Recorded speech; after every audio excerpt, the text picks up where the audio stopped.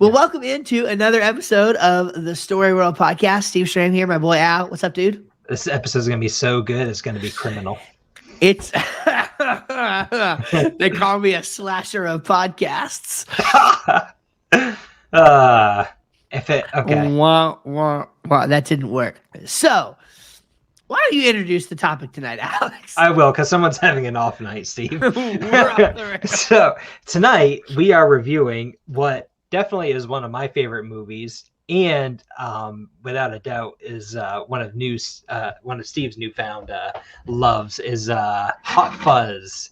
Hot the Fuzz. British comedy, action-packed film. It came out in 2007. It's been out a while, but it is one of the best movies, in my opinion, ever, and especially comedy, for sure. But anyway, I've seen it probably a dozen or so times. This is Steve's first time, and we're going to give it a go. Man, I'm so excited. Seriously, after I got done watching it, number one, I was like, what just happened to me? I felt like I would have been like just, what's the old saying? Rode hard and put up wet. You know what I mean? Like, I was like, what did this movie just do to me? Right? That was my first thought. My second thought was, this might be the best movie I have ever seen in my entire life. Like, it was really, really good. And I was shocked. I did not expect that. It's odd where, like, I've watched hilarious movies. The ones that come off the top of my head, the number one is Step Brothers. That movie's just so funny. But at the end of it, I never thought this is the best movie I've ever seen. But with Hot Fuzz, once you get like to the middle of it and you just start recognizing the genius of it, by the time you get to the end, you start thinking, man, this might be one of the best movies ever made. It is good. So good. Absolutely. It's incredible. And I'm like, it's actually kind of dynamic too, because like while it is hilarious, literally you are laughing your guts out. If it affects you like it affects me, you are laughing your guts out every 10 to 15 seconds. But like the actual underlying plot behind it, as always, spoiler alert, but the actual underlying plot behind it is actually fairly dark. It's like kind of intense, and there are some pretty intense moments for a comedy. So the genre, generally speaking, is a comedy / action, but you get it all. You definitely get the comedy. I would say first and foremost comedy, and then action. But then you also have like some slasher stuff in it. If you're into some horror, it's got some really like creepy vibes there. Yeah. You have a lot of buddy cop. The one thing that is lacking from it, and I'm actually so glad it is, because I feel like comedies get ruined with it quite often, is there's no romance story. And thank goodness. Sometimes it works with comedies, but I would say 90% of the time it does not. And you do not have to worry about that in this movie. Yeah, and I actually thought that they were going to go there. I thought that they were going to go there a little bit with the young chick and the older guy, because they did actually play Romeo and Juliet. And there was like a very but they didn't go all the way into that. Like that wasn't part of the main plot at all. Like the fact is, like, they both died. Right. But they both died. So it was far more about the slasher than anything, about them. Oh yeah, for sure. So go watch it if you haven't seen it. If you have, please continue watching. We're just gonna be talking about all of it. But the synopsis of it, it's a quick one. Hotshot police officer Nicholas Angel, played by Simon Pegg. If you're not familiar with it, Steve and I were just talking, his probably most well-known movie is Shaun of the Dead. And I think he also played in, I get confused between him, but either the first or second Mission Impossible movie, as he was one of the guys that worked the laptop doing stuff. But anyway, that's just Simon Pegg is. He's going to be in the new one, Dead Reckoning. Is he in the new one too? Okay. I saw him in I saw a movie trailer, and I was like, okay, cool. Guy. So he's in the new one too. So hotshot police officer Nicholas Angel smells foul play when the residents of a sleepy Somerset village start to die in terrible accidents. Something's afoot, and he must work with daft local paw Danny Butterman to find out what. So this guy is a top-notch police officer I think in London. And I mean, he just he is mopping the floor with crime on the streets and really showing up all the people in the office. So the movie kicks off right away with him being sent off to this far and away village where I think it's won the Village of the Year award like so many times in a row because of the low crime. But then again, spoilers coming up. It's just so funny how so you expect that, okay, there's going to be some interesting stuff that comes up where it's not going to be so safe. Little do you know that half the village is in on some weird, how do you describe Like it? almost cultic. Like cultic. Yeah. And yeah. just like trying to make everything that happens in the village an accident so it doesn't get labeled as a crime. And yet they've killed probably hundreds of people throughout the years trying to Yeah, maintain the but like village is perfect.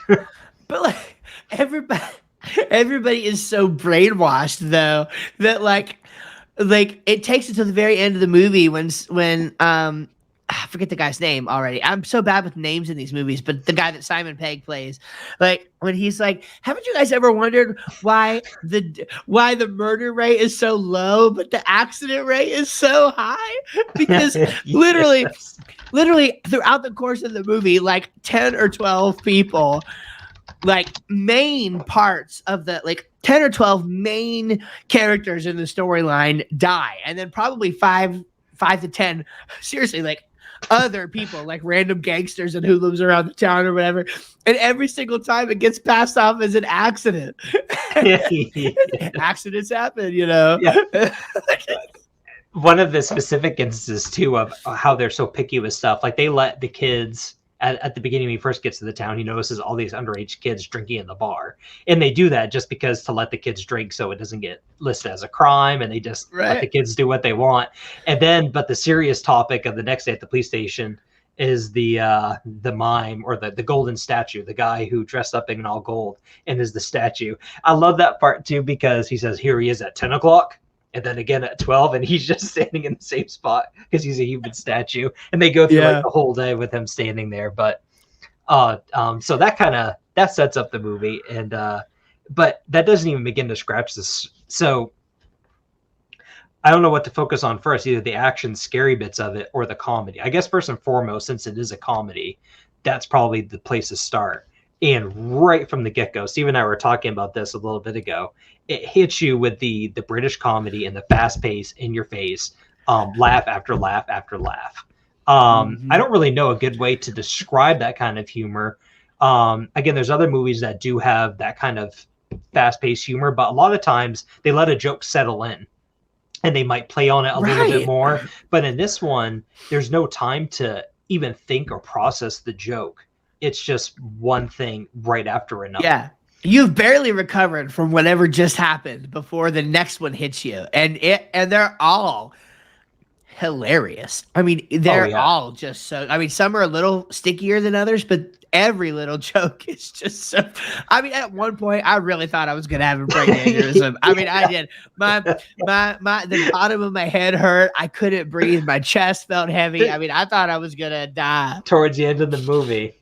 and it's because of that continuous laughter. So it's one funny part, right? And after you're laughing 5 or 10 seconds, you pick something else funny that just happened, and your mind's still trying to recover from what you were just laughing at. Now there's something new to laugh at, and it just doesn't stop. We were saying, think how many parts that you might have missed just because you were so busy thinking about the last funny thing. But yeah, you struggled there for a good 30 seconds or so. I thought I was going to have to pause the movie, but we got through it. We did, man. We finally made it through, but it was intense, and I really didn't know what to expect. Like when you said British comedy, I was like, okay, well, you know that I've never I couldn't recall a movie that I've seen that was like specifically that genre, which I guess British comedy. I mean, I guess that's a genre of sorts. It is. I do feel like I'm not an expert on British comedy, but just from what I've seen, Hot Fuzz was a lot more flashy in some regards with its comedy compared to other British comedy that I've seen, at least. Yeah. I've just never. The writing was so clever. Like, just imagine. Just on a serious note, like imagine just the most. Like, because a lot of people just aren't funny, and like even though when they think it's funny, it's like, oh, that didn't land.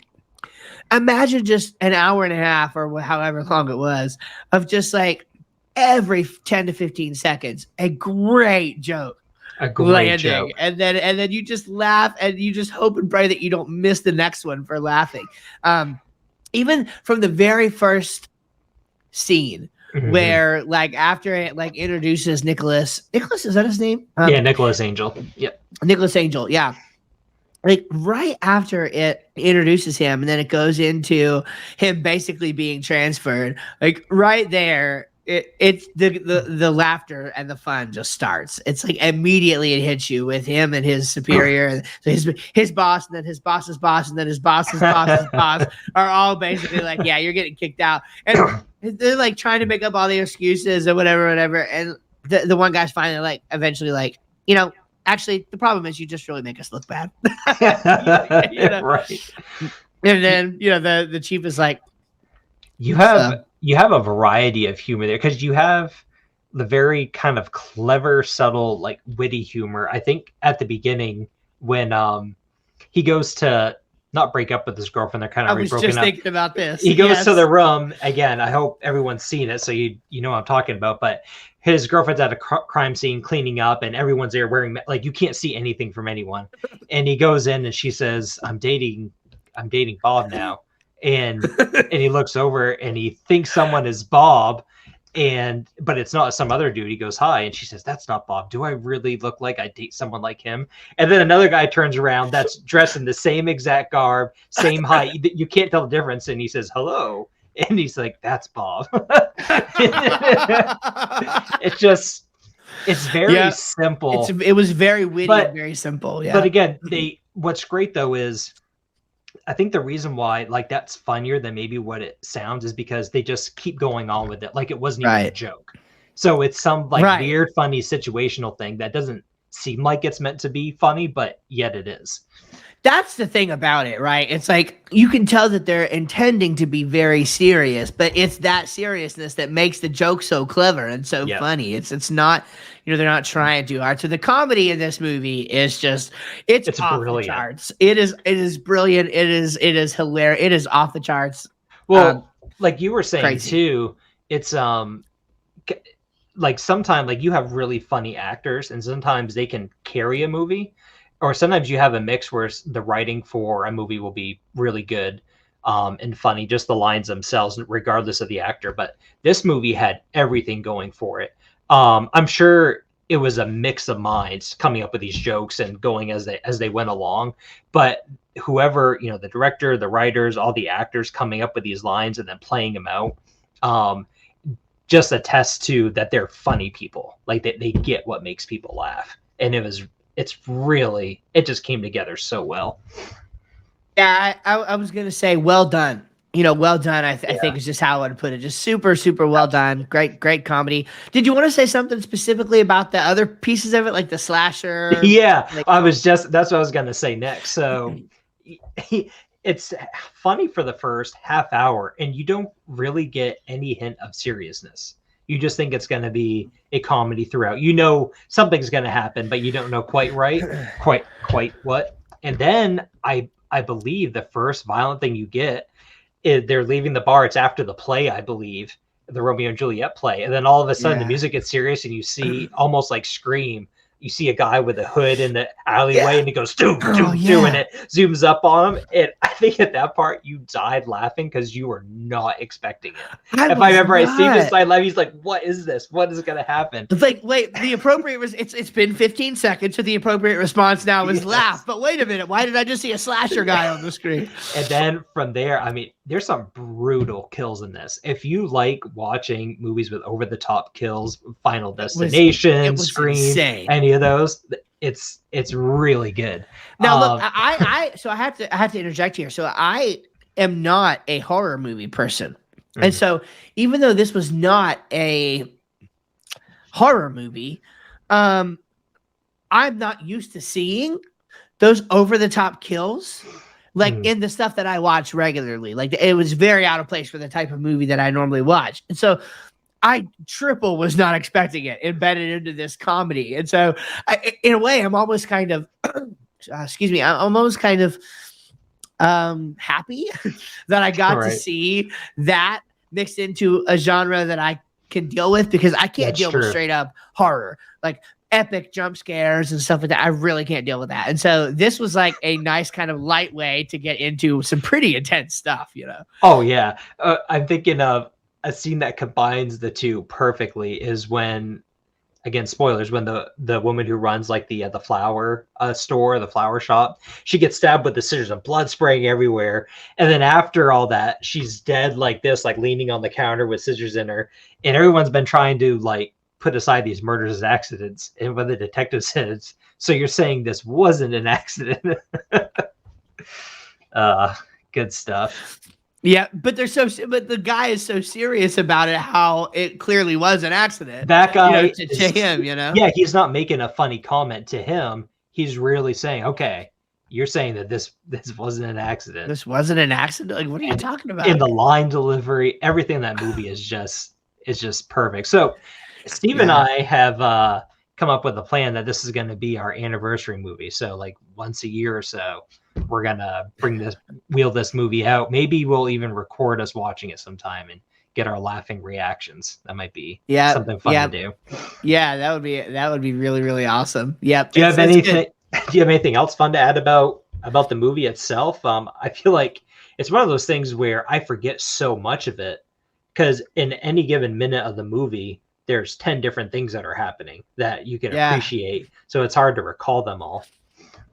Well, actually, let's go through our criteria, starting with plot. Let's go through that real quick, and that will maybe kind of surface some additional things. And if not, then fine, and we can just move through it, and then we'll give it our Meter score, the official Meter score from Steve and Alex. If you're not familiar with it yet, go back, check out a few episodes ago. We created our own Meter to review anything and everything. Feel free to apply it to if you have employees reporting to you. Use that for their annual review. Use it for movies, books. I mean, use it for whatever you want. But anyway, yes. I'm not sure I would recommend the employee review thing. Let's don't take that as a hardcore recommendation. Oh, okay. Listen to Steve on that. So, first one, plot. Again, something that's really impressive for a comedy is this movie's plot is fantastic. The suspense, even though you kind of have a hunch of maybe one or two people who you think are the bad guy in it, it still kind of throws you for a loop at the end, at least for the scope of the problem that the town's facing and the murders along the way. Even though you can feel Nicholas Angel's like unbelief and bewilderment throughout it, that the village like the people just like are not seeing it. And so I think it has several climaxes through it that are phenomenal. It sticks, even though it leads in with a lot of comedy at first before it gets to the serious parts. I think it's good. It really settles itself as a comedy, then hits you hard. I just think the whole plot from beginning to end just follows it beautifully.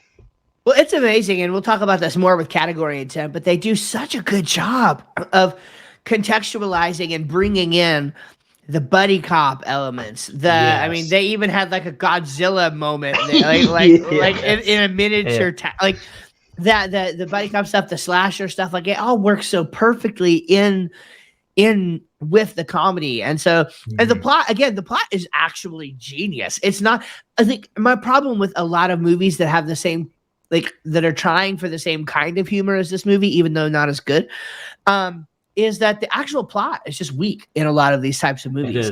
This is not by any stretch a weak plot movie. It's very strong. You have a lot of things going on there, and they, as far as I can tell, they all have an ending to them. So you have what's the guy? Is it Danny, his sidekick? So you have Danny, who's been growing up in this town. He has his own kind of subplot about his dad being the sheriff and then dying, or not dying, but being involved, and him trying to come up through the ranks. And his plot is really intriguing. And then that comes to a close. Of course, you have the main one of Sergeant Angel trying to figure out what's happening. That comes to a close. Everything just like has a nice little bow at the end of it, where everything is finalized, and it's really satisfying. Yep, it's great storytelling, great plot. So they definitely win in that one. Emotional response. This is like a 15 out of 10. I mean, emotional response for me was there. this movie is meant to make you laugh and is meant to make you go, "Oh my gosh, I did not see that coming." What just happened? Yeah. Shock, right? The shock and laughter. I think Steve's reaction was one of the most honest reactions to anything when he first saw the hooded guy and he knew that death was approaching. I felt like you couldn't believe it. Like you just laughed because you were like, I don't know what's happening. It was hysterical. At that point, well, I tell you what happened. Like the emotion that I was feeling at that moment was just, okay, it's unlocked now. Like anything goes.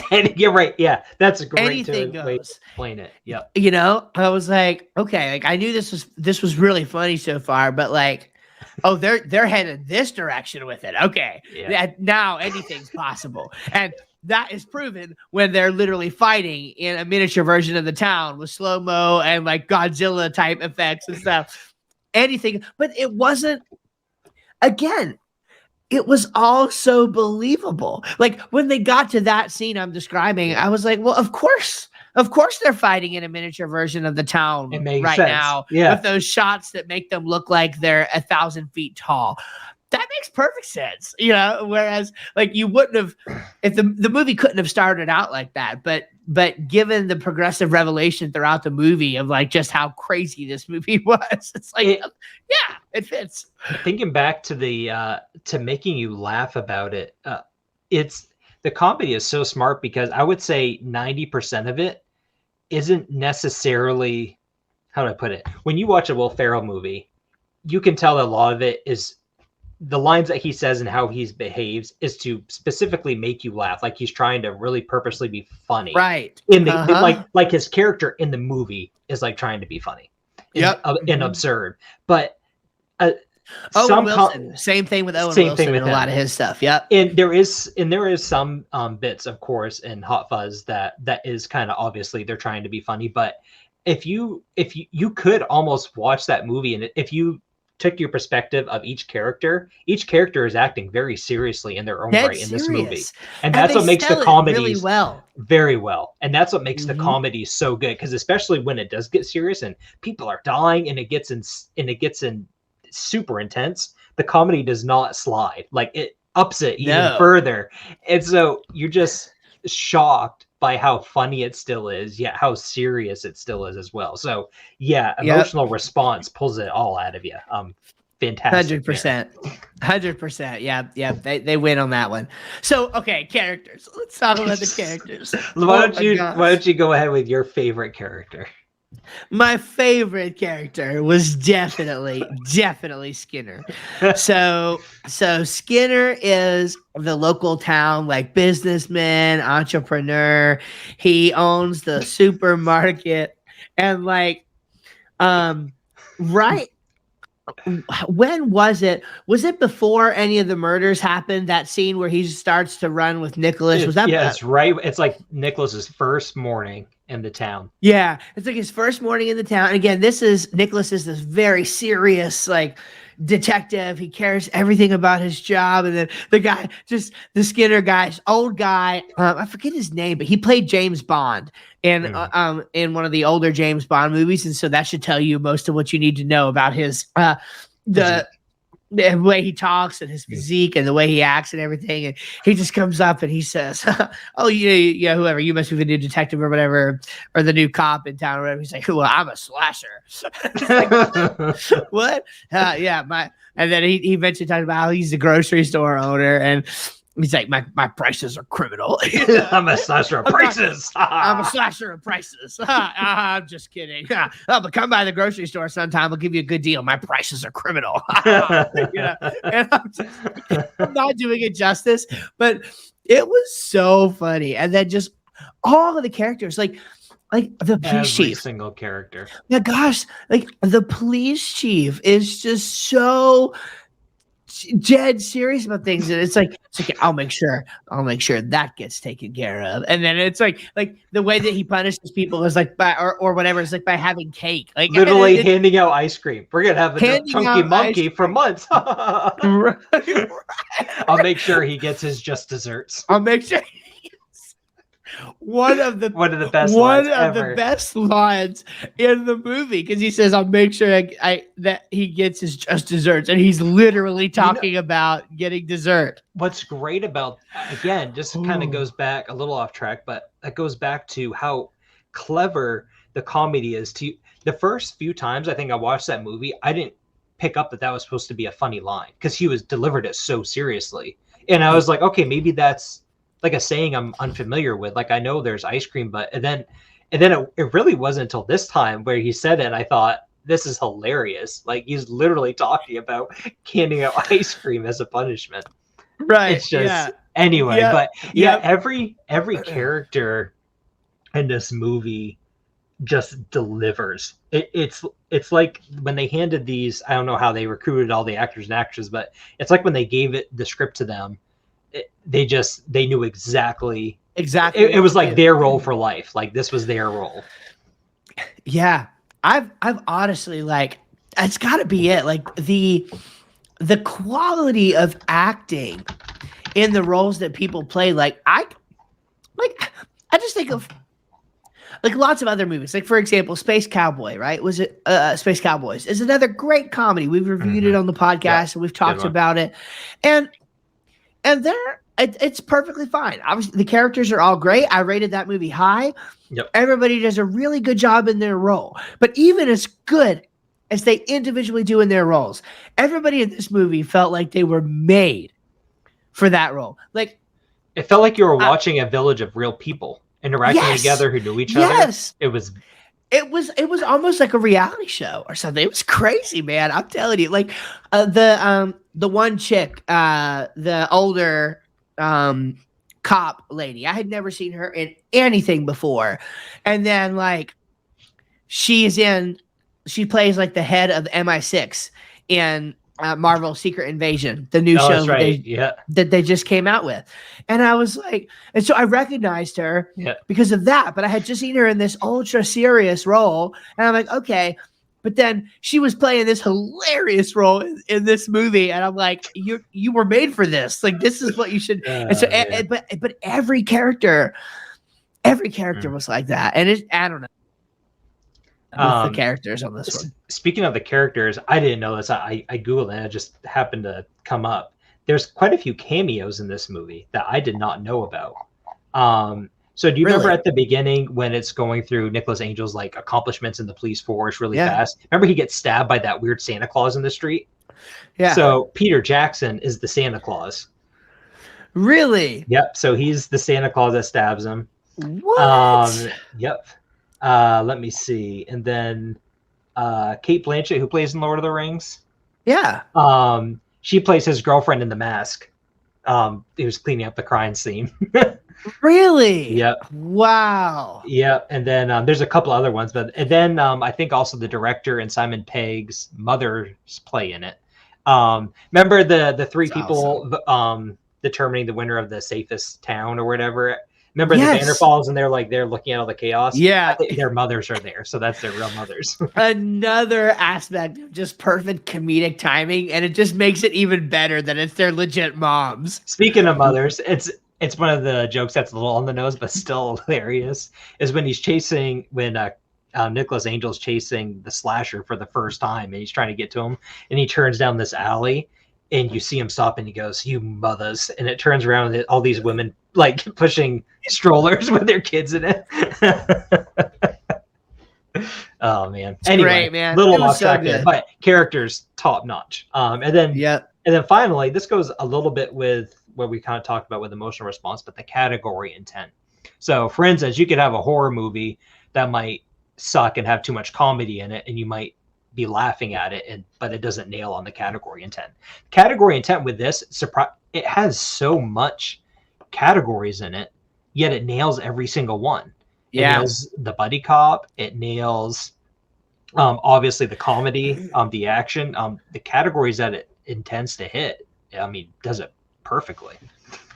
Yeah, I even feel like I feel like each of the individual elements are executed fairly well too. Like just the the horror, the slasher bits or whatever. Like, it's only funny because it's in the context of the humor, but like again, those were some pretty over the top things that I'm not used to seeing in movies, and so I kind of feel like they did executed on those pretty well too. So I don't know. I thought That's actually really true. Yeah, not even looking at the genre as a whole, but when they wanted it to be serious and bloody, they made it serious and bloody and super violent. Correct. And the buddy cop stuff is another one, right? It was some of the best buddy cop I've ever seen. But again, in the context of the humor that was already going on, it was blended in perfectly. Like I would love to find something wrong with this movie, but I just can't. It's one of those rare movies where it's perfect. You just it's so good.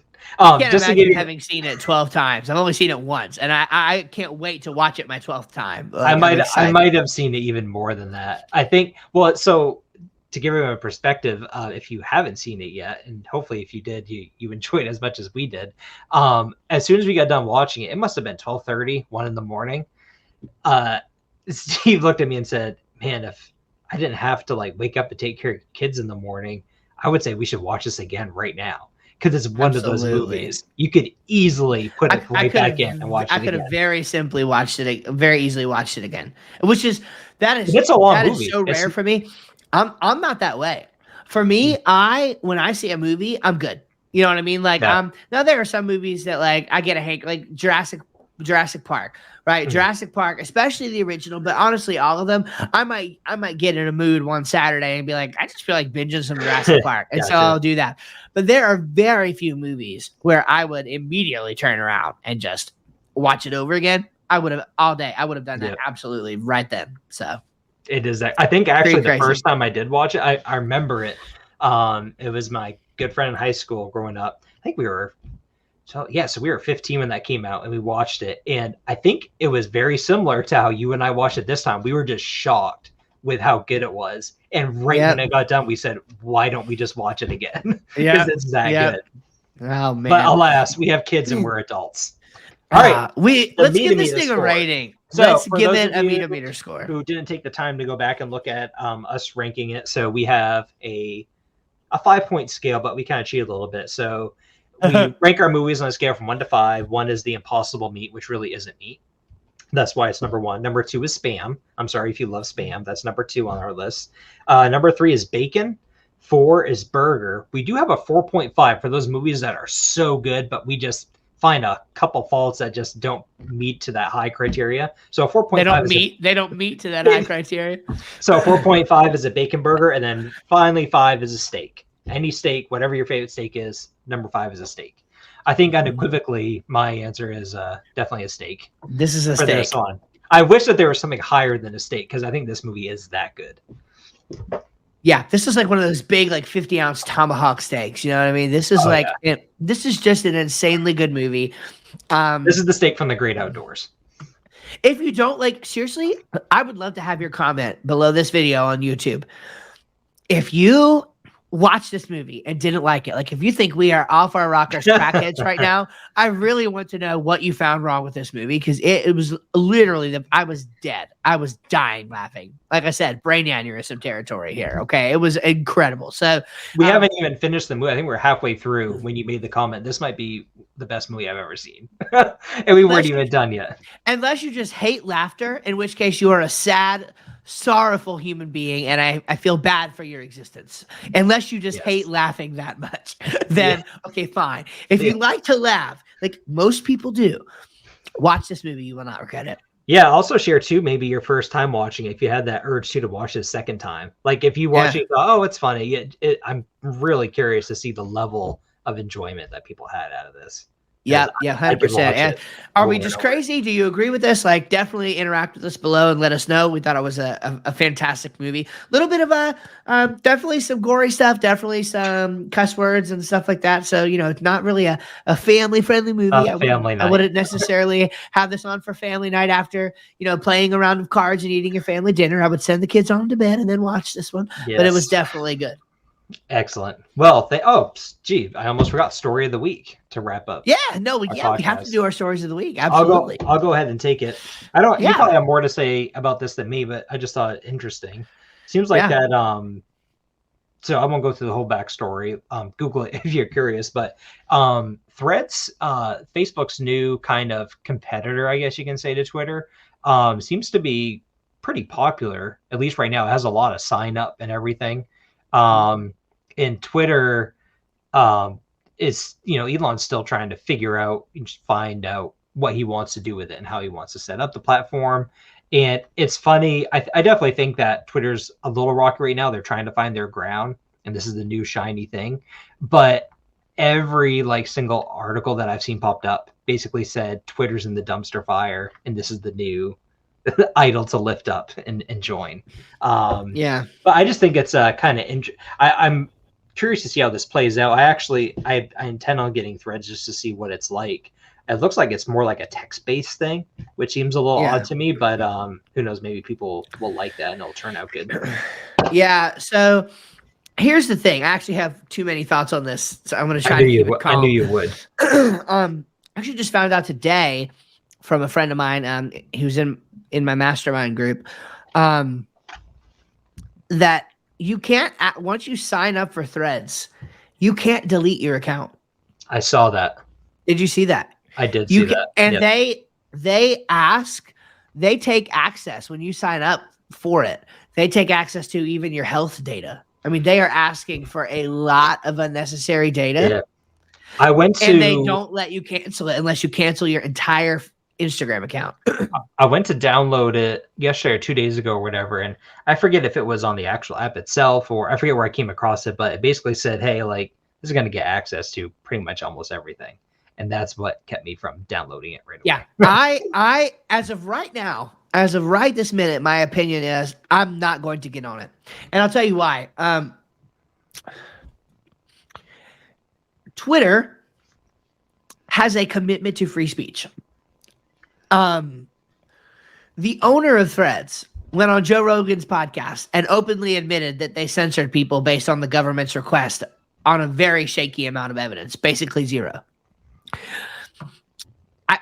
I mean, that tells me everything I need to know. I don't need another platform to go on that I'm just going to have to worry about somebody looking over my shoulder. And so, and I think, I don't actually, my prediction is that this is not actually going to hurt Twitter at all. And by the way, actually, Elon has already filed lawsuits against, really? Oh, yeah. Mm-hmm. Against Threads? Or against Meta or whatever. Yeah, against Meta. Those went in today. He posted about what did he say? I could just go look it up real quick. Yeah, because I'm curious what that is because I didn't see that yet. Yep, I actually have a. Hang on, let me go look. Look. Let's see what he said. Oh, you know what? It's sorry. It is in a reply. I'm sorry if you're listening on the audio right now. This is not very interesting, I'm sure. And if you're watching it, it's not very. It's also either. Probably not very interesting. So, he had a reply. Oh, it's right here. Competition is fine. Cheating is not. Competition is fine. Cheating is not. And so their contention is that there are a systematic, willful, and unlawful misappropriation of Twitter's trade secrets and IP, as well as scraping of Twitter's data in a cease and desist letter. So, so the brawl is really on between Elon and Zuck. And if you haven't heard, they're literally planning a UFC match. Like Dana has already been involved in everything. They're putting together an MMA fight between Zuck and Elon. It's the most crazy thing. What a time. What a time to be alive, man. I saw my friend sent me again, I'm sorry that it's taking up time, but my friend sent me a funny meme about the fight. And what does it say? So I don't know if you can see, but it's Elon going up against Zuckerberg, and at the bottom it says "built like a fridge from the 1950s." Check under Elon Musk. he might beat Zuckerberg just for how he's built. Man, I'm telling you, dude, it's what a time to be alive. I don't know. So again, with respect to Twitter and Threads, like I don't think they're going to take much market share from Twitter because a lot of the people who are on Twitter are already convinced that that is the platform where you can actually say things. And now, what you might have some echo chamber stuff happening. So, for example, when Elon first took over Twitter, there was this big exit from people to a platform called Mastodon. And then most people found out that they didn't know how to use Mastodon because they were idiots. And Mastodon was a very, like, you had to know some technical stuff. And so I think definitely those people will find a home in Threads. But you got to kind of think of Threads as like the mainstream. Like, you're never going to have that be the prime. What am I trying to say? It's not going to be the town square. Yeah. Twitter is and will remain to be, for the foreseeable future, the public town square of the planet. I don't see Threads taking that over because there are too many voices who will not feel safe on that platform. And just from a user perspective, just the premise that's bringing it's different from Twitter. Maybe there's some elements are the same, but it's just, yeah. Yep. And I mean, I saw just a moment ago, here's a guy right here. He's who is not like, in the censorship or whatever. He's a tech YouTuber. He's like, I don't really see the hype around Threads. I opened it up, played around with it, and closed it right back. Like, I don't, it's like whatever. It's like not really. So, yeah. So it's like, I don't know. I'm just not one to go even further into the Zuckerberg hotbed when I know what he's willing to do. Sorry, I'm just not willing to go there. So anyway, that's why. Yeah. So that's probably why I'm going to avoid it for now. I just wanted to get your blood pressure up tonight. That's why I brought up the. Well, thank you. It's been you've achieved it. I literally feel it like seething in my veins. So. Perfect. All right. Well, what is your story? I'm on Facebook. I have an Instagram. It's fine. If anything for the marketing stuff, it's useful. Yeah. But it's not, to me. It's not useful if you want to have the ability to share your opinion without unnecessary oversight. Yeah. So okay. My story of the week. I kind of have two. I'm going to try to mix them together. Yeah, I know. Go for it. So Indiana Jones. You and I have never talked about Indiana Jones. I am not. Are you an Indiana Jones fan at all? I wouldn't classify myself as a fan, but I enjoy the older movies. Yeah. Okay, so have you seen all of them? I haven't seen the most recent one, but I've seen up to the Crystal Skull. Is that what it was called? Yeah. Yeah, all the way up to this newest one. Yep. Okay, cool. So I did see the newest one in theaters a couple Fridays ago. And I was like, okay, interesting. And then I was like, well, the other ones, because it's all Disney owned now and all that stuff. So they had the other ones on Disney Plus. And so I went and over the weekend, or over the past week or so, I binged them and got caught up. And so I have now seen all the Indiana Jones movies. And yeah, I think they were great, especially the first three. The first three were really well. Actually, the second one is my least favorite, probably of all of them. Which one? The third. That? So, second one is the Temple of Doom. Okay. Yeah. Yeah, I didn't really care for that one. It was okay. If I had to order them, I would say 3, 1, 4, 5, 2. No, 3, 1, 5, 4, 2. I think that's where I would be. 3, really, 1, 4. Really, number 2 in the last spot. Interesting. Number 2 in the last spot. Yeah, I did not like that one near as much. Yeah, I really didn't. And the new one was I thought the new one was great. The only problem with the new one is the CGI in the opening scenes. Where they try to make him look young again for a particular point and I'm just like, it's just weak. Anyway, it wasn't good. That was not good. Other than that, I actually thought the movie was really good. And I think some of the people who are criticizing it just have a carrot stuck up their butt. How big a carrot? That's the question. A large carrot, a very large carrot. Okay.